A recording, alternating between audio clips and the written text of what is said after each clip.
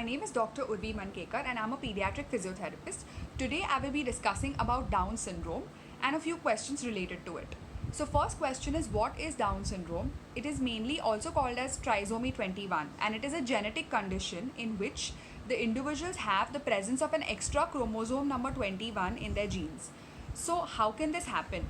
Majority of the individuals with Down syndrome that we see, this happens when after the process of fertilization in the mother, there is basically division which happens between the father's cells and the mother's cells.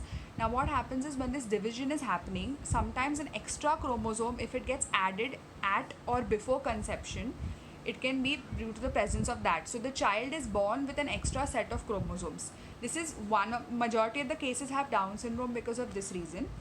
Another case where you get to see some children, it might be because of translocation. Now what is translocation? This is when one of the parent carries the chromosome number 21, and what happens is this gets passed on to the child during the process of conception. So yes, in the certain case, the other case that I spoke of where it happens because of translocation, this is definitely happened because it is genetic. So in all, Down syndrome is a genetic disorder because it is happening because of the presence of the extra chromosome number 21.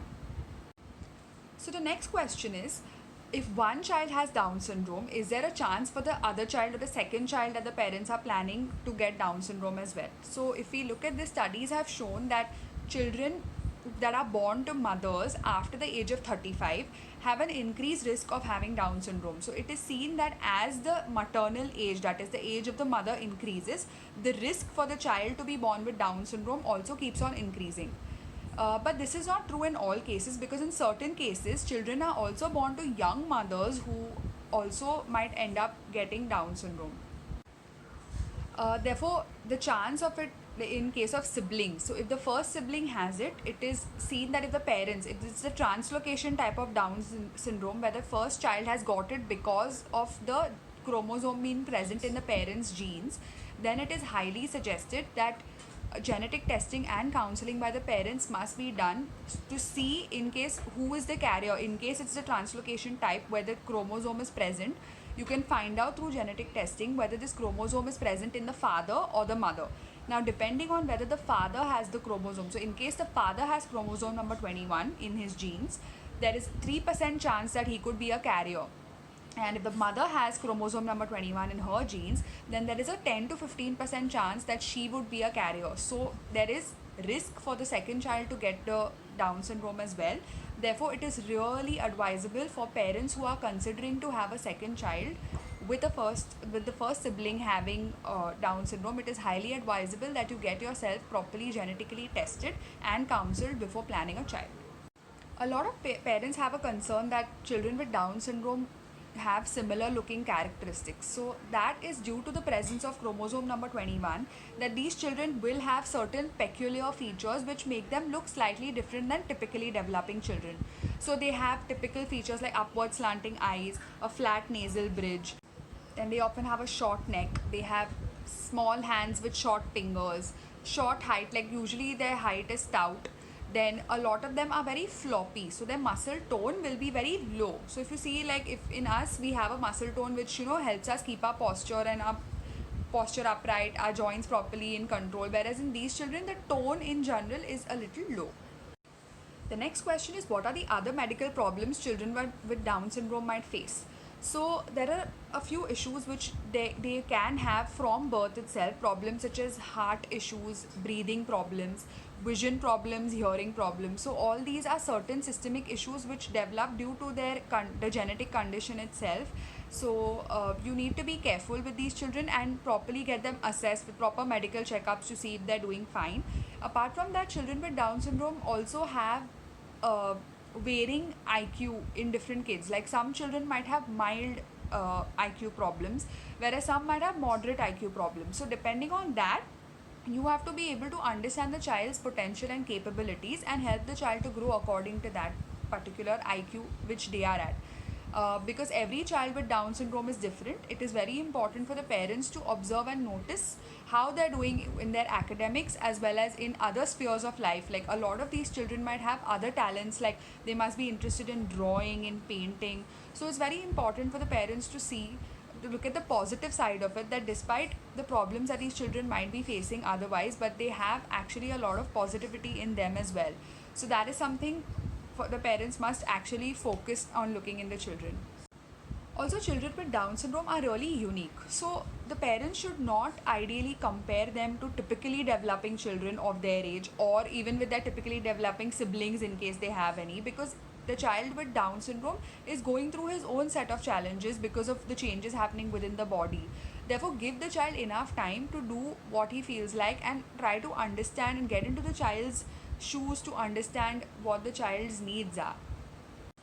So, one last question is, why do children with Down syndrome have a tendency to put on weight, and why do they keep feeling hungry?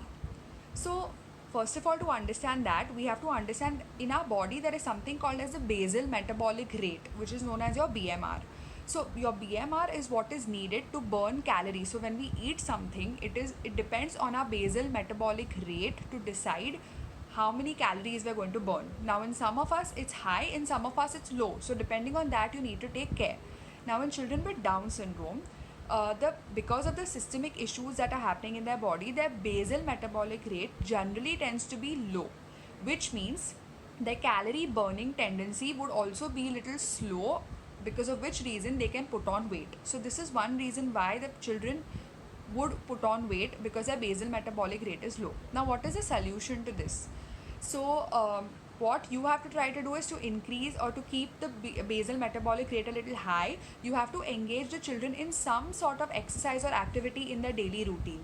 Now, it could be swimming, dancing, running.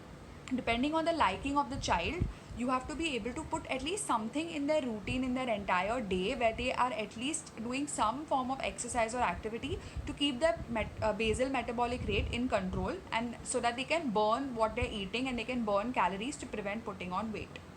Another concern that parents have mainly is, why do they keep feeling hungry? So in us, and just like every individual has a certain, I'm going to explain this in very simple terms. There is a switch in our brain, okay, which tells us the centers basically in the brain, which I'm describing as a switch. So when it is the switch, it switches on when you are hungry. Okay, now when you're hungry, you know that I have to go and eat something, so I'm going to go and get something to eat. Now I'm going to eat it. So after that, there is going to be that center which is going to tell me that okay, now you're 50% full, now you're 80% full, and now you're full, so now you need to stop eating. Okay, this is what happens in us. But in children with Down syndrome, that switch in the head or that particular center fails to tell them when they have stopped feeling hungry. So they basically do not understand how much quantity they're supposed to eat to feel enough. Like that they feel that okay, this is enough, I've eaten so much, now I'm full. But they do not understand this. So what you have to do as parents here is basically try to control their portion sizes. Now, in the morning when they wake up, they have to know that okay, I eat this one bowl of cereal and this is my breakfast. Then, so you have to teach them portion control. Portion sizes are what you all decide depending on the child's age, child's activity levels. Of course, make sure that what you all are feeding the child, a quality rich food should be there. Quantity must be controlled, but always remember proper balanced diet for the child is very important. So do not compromise on the quality of the food you're giving the children.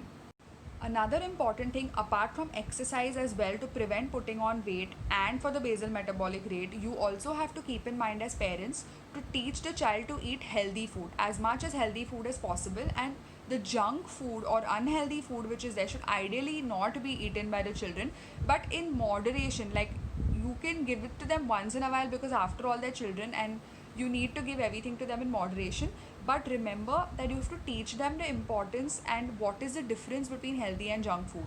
So how can you do this is maybe you can keep a chart in the house where you can keep in the green section you write down all the healthy things, and in the red section you write down all the junk food which is there, so that they understand the importance of what is good for them and what is bad for them. So if you start doing this for the children from a very young age, that is giving them healthy food, as well as teaching them the importance of exercise in some way or the other right from childhood, then as they grow older, they know this because it's incorporated into their routine.